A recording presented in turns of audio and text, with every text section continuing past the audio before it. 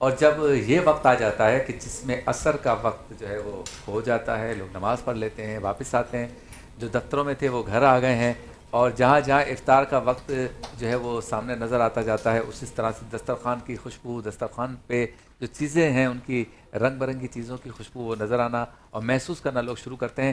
تو یہ وہ وقت ہوتا ہے جس میں ہمارا ایک خاص سیگمنٹ ہوتا ہے، اور وہ سیگمنٹ اس طرح سے ہوتا ہے کہ اس میں ہم علم کی بات کرتے ہیں علماء کے ساتھ، اور ساتھ ساتھ کلام بھی سنتے ہیں، تاکہ آپ افطار کے وقت کے قریب قریب جائیں تو علم دین بھی سیکھتے جائیں اور کلام بھی سنتے رہیں. سیگمنٹ کا نام ہے عالم ٹائم.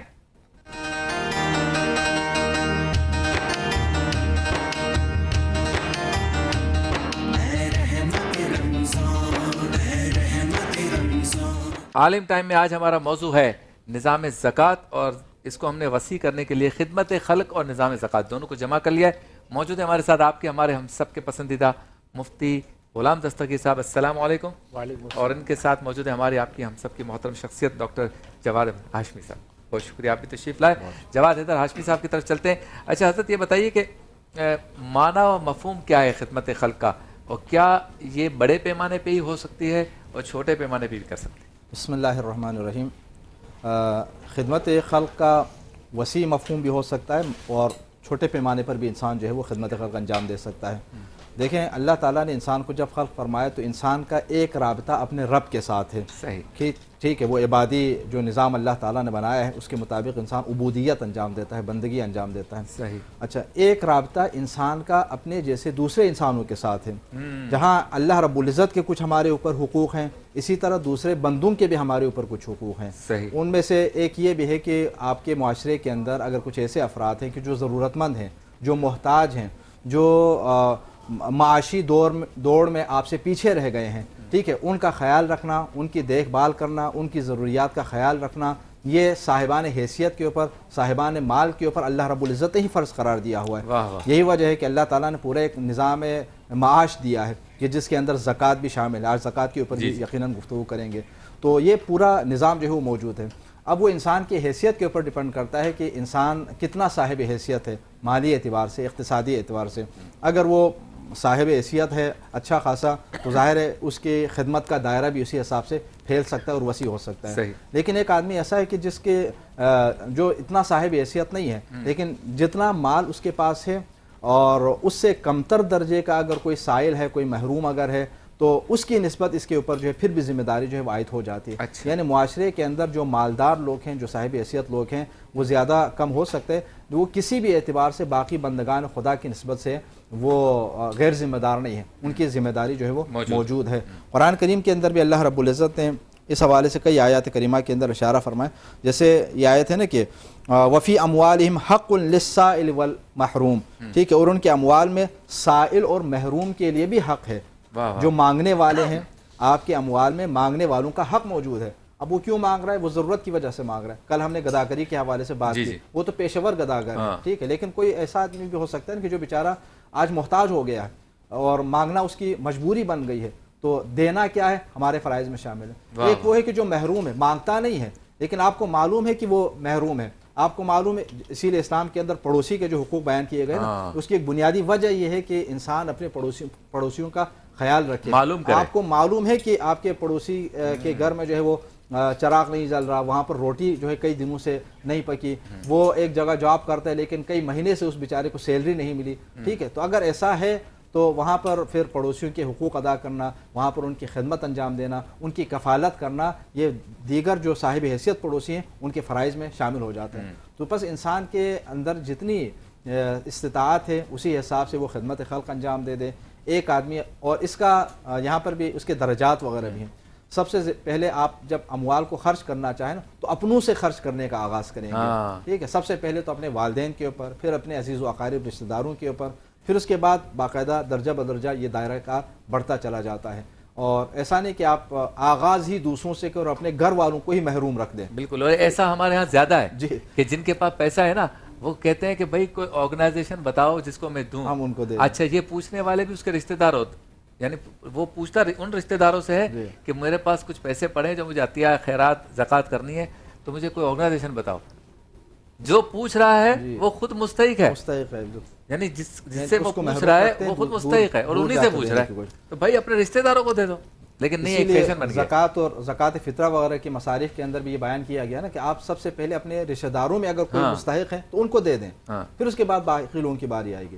اور اس میں یہ بھی ہے فقہی لحاظ سے یقیناً باقی فقہ کے اندر بھی ایسا ہی ہوگا، وہ یہ کہ دیکھیں آپ کے اپنے شہر کے اندر اگر مستحق ہیں آپ دوسرے شہر میں زکوٰۃ کو منتقل نہیں کر سکتے، ہاں۔ اپنے شہر کے لوگوں کو آپ دے دیں، اور کیا ان میں بھی پہلے اپنے رشتہ داروں میں اگر کوئی مستحق ہے، محروم ہے، ٹھیک ہے، محتاج اگر ہیں تو پہلے ان کی ضروریات کو پوری کر لیں۔ بالکل۔ تو یہ جو نظام رکھا ہے اس کے اوپر اگر سارے لوگ اگر عمل کرنا شروع کر دیں، آپ سوچیں معاشرے میں محتاج رہیں گے؟ بالکل نہیں، معاشرے میں کوئی غریب رہے گا؟ بالکل صحیح۔ سارے لوگ اپنے فرائض بلکہ کو ایسے اگر بھی انجام لوگ ہیں دینا شروع حضرت کر دیں۔ جو کہتے ہیں بھائی جان السلام علیکم، وعلیکم السلام، یار میرے پاس 15-20 راشن پڑے ہیں، اگر تمہاری ماسی ڈرائیور کارڈ وغیرہ چوکیدار کو چاہیے تو دینا ہو تو بتانا، اس کے اپنے چوکیدار کو نہیں دے رہا وہ، جی، جو اس کی بلڈنگ کے اپنے نیچے، گھر میں بالکل تو وہ اس لیے کہ بتائے سب کو کہ میں راشن باہر رہا ہوں۔ اچھا، پھر جیسے کہ میں نے ابھی کہا بعض لوگ ایسے ہیں کہ جو خود سال میں 3 دفعہ عمرے پہ جاتے ہیں اور کہتے ہیں کہ اللہ تعالیٰ نے مجھے یہ کرم بخشا ہے، سرکار مجھے بار بار بلاتے ہیں، میں ہر 3 مہینے بعد جاتا ہوں۔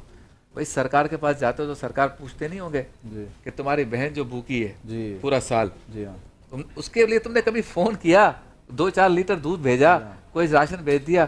تم ہر سال ادھر آتے ہو، ٹھیک ہے تمہیں اللہ تعالیٰ نے توفیق، لیکن یہ امتحان ہے کہ بالکل تم نے باقی خرچہ اپنے رشتہ داروں پہ بھی کرنا ہے، جی اور یہ فرض تو نہیں ہے۔ جی، اسی لیے سب سے پہلے انسان اپنے اس طرح کے بندوں کے جو حقوق ہیں نا ان کو ادا کریں، پھر اس کے بعد جو ہے باقی مستحبات کی طرف جائیں۔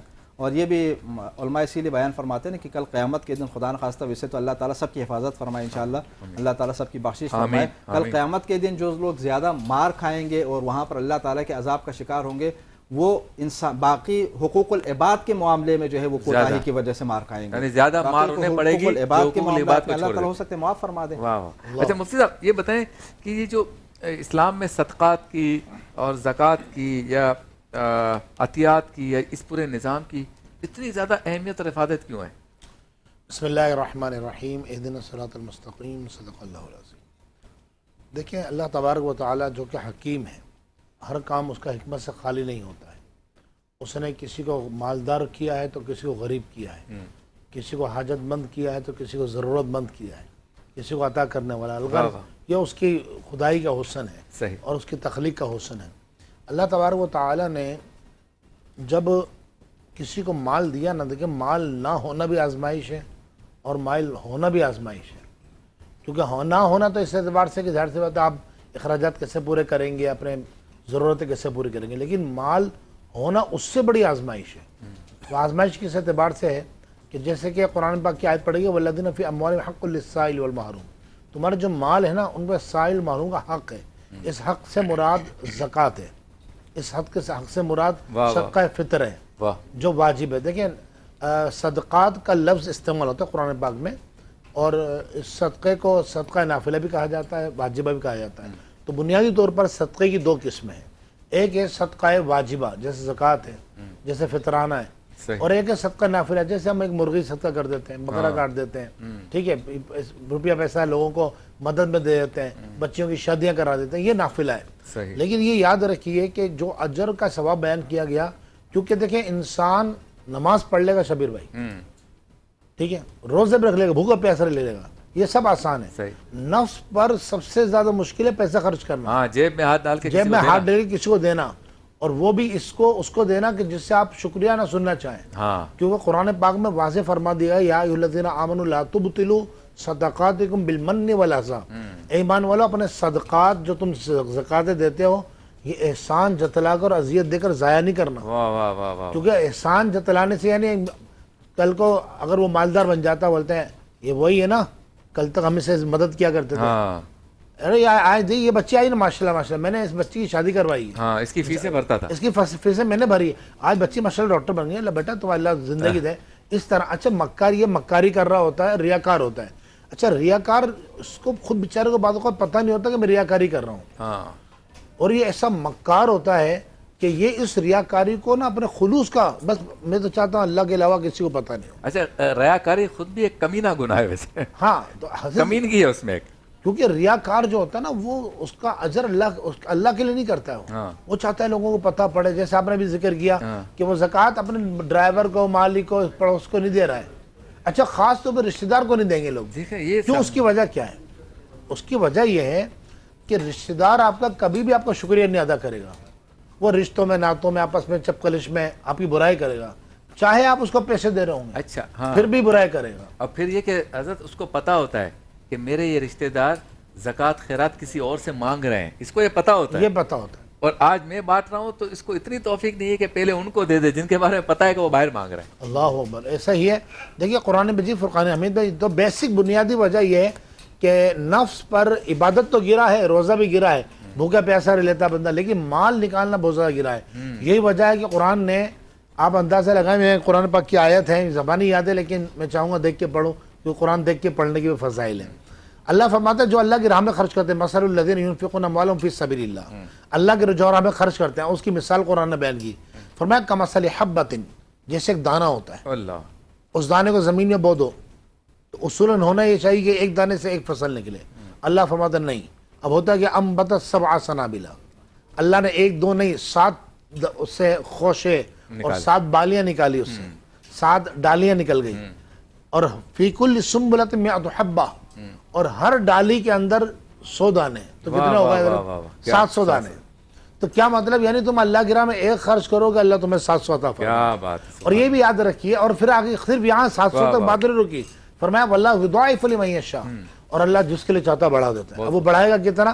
اچھا یہاں ایک بات میں عرض کرنا چاہوں گا, جو لوگ زکوٰۃ دیتے ہیں نا, عام طور پہ ہوتا یہ ہے, مفتی احمد خان نعیمی علیہ الرحمہ نے مشکوٰۃ شریف کی شرح میں لکھا ہے, فرمایا جو بیج بونے والا ہوتا ہے بظاہر بیج کی نا بوری خالی کر کے آ جاتا ہے زمین پر, وہ جاتا ہے بھری بھی بیج کی بوری لے کر, خالی کر کے آ جاتا ہے, لیکن در حقیقت وہ 7000 گنا ملتا ہے. واہ واہ واہ, اگر پانی کنویں سے نکالنا چھوڑ دیا جائے تو کنواں سوکھ جائے گا, ہاں نکالتے رہو. نکالتے رہو. اسی طرح زکوٰۃ ہے.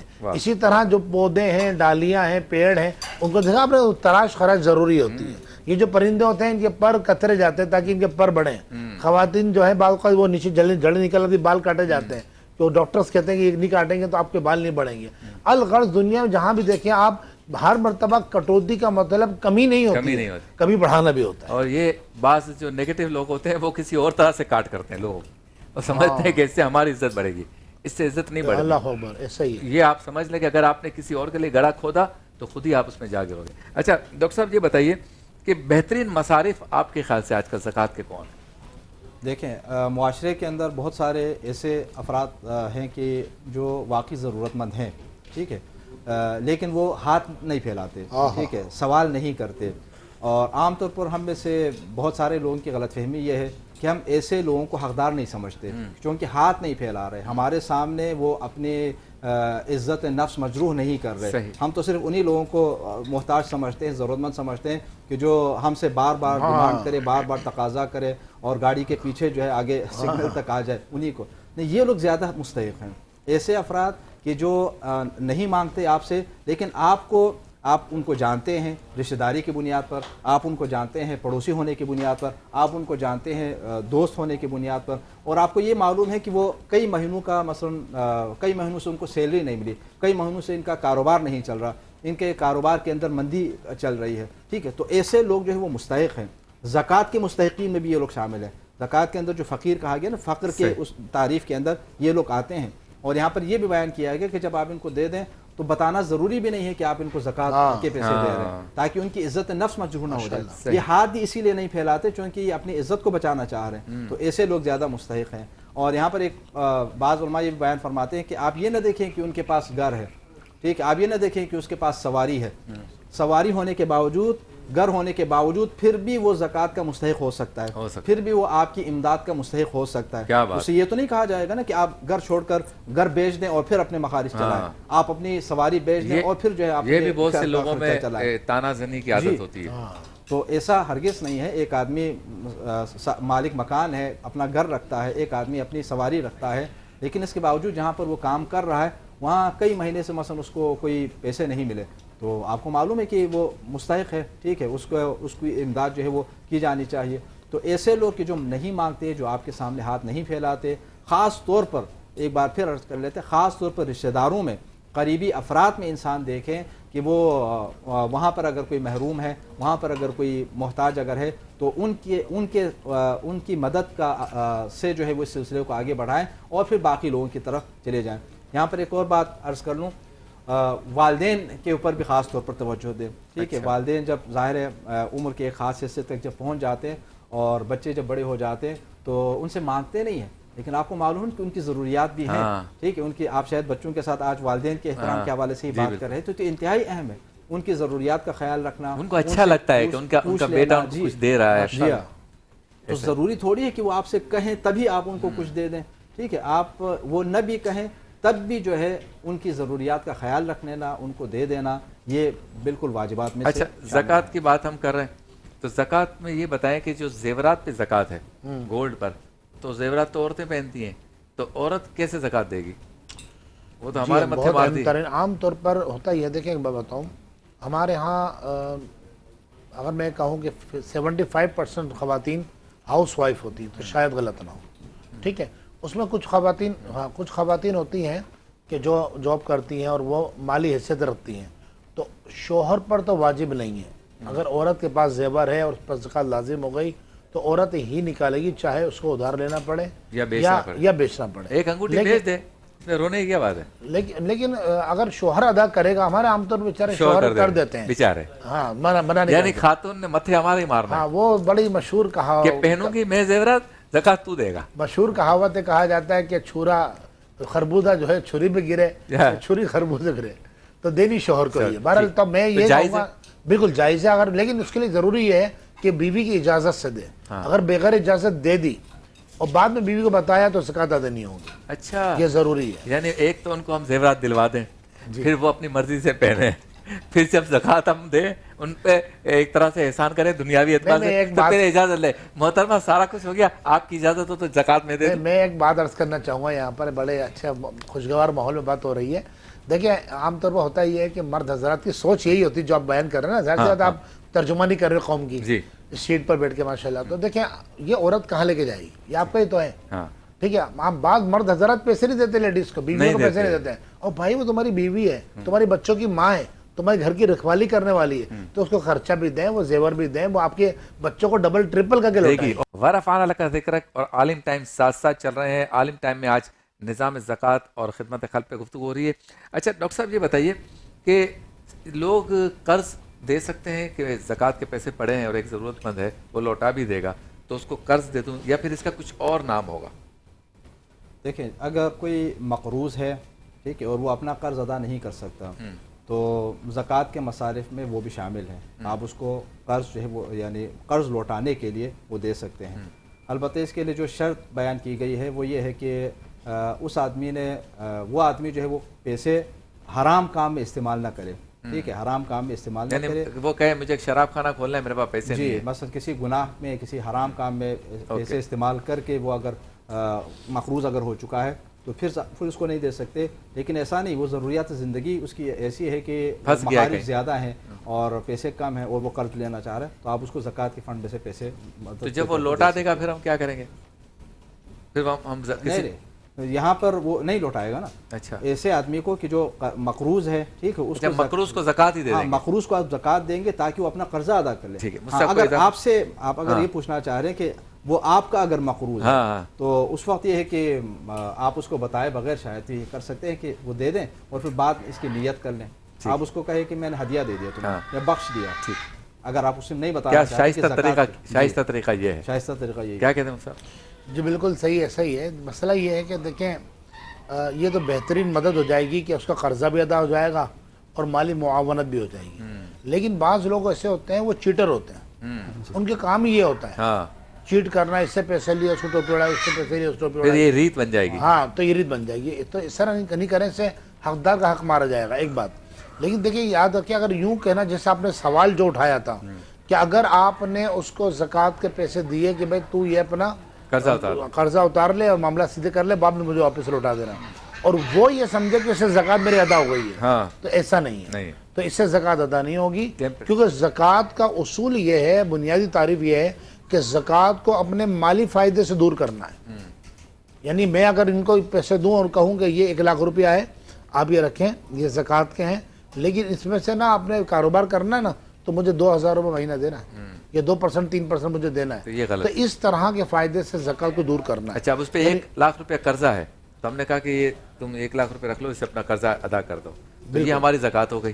اگر وہ واپس لوٹا دے تو وہ کہ یار آپ نے ایک دفعہ میری مدد کی تھی، قرضے کے لیے پیسے دیے تھے، تو میں اس کو اس وقت یہ مینشن کر دیں اور کہہ دیں کہ یہ آپ کو میں تحفہ دے رہا ہوں، مالک بنا دیا یا تحفہ دیا۔ ہاں مطلب مالک بنانے میں تو اس کا شائبہ آئے گا نا۔ دیکھیں یہاں جتنے ناظرین سن رہے ہیں، میں ان سے کہوں گا کہ آپ فطرہ دیں، زکوٰۃ دیں۔ دیکھو قربانی کا گوشت تو معروف ہوتا ہے اور وہ لیتے ہو بندہ جھجکتا بھی نہیں ہے کہ میرے گھر پہ بھی اگر آپ گوشت لے کر آئیں گے کبھی، آئیں گے نا؟ ہاں آئیں گے، ضرور انشاءاللہ، زندہ بکرا لے آؤں گا۔ جزاک اللہ خیر، محبت آپ کی۔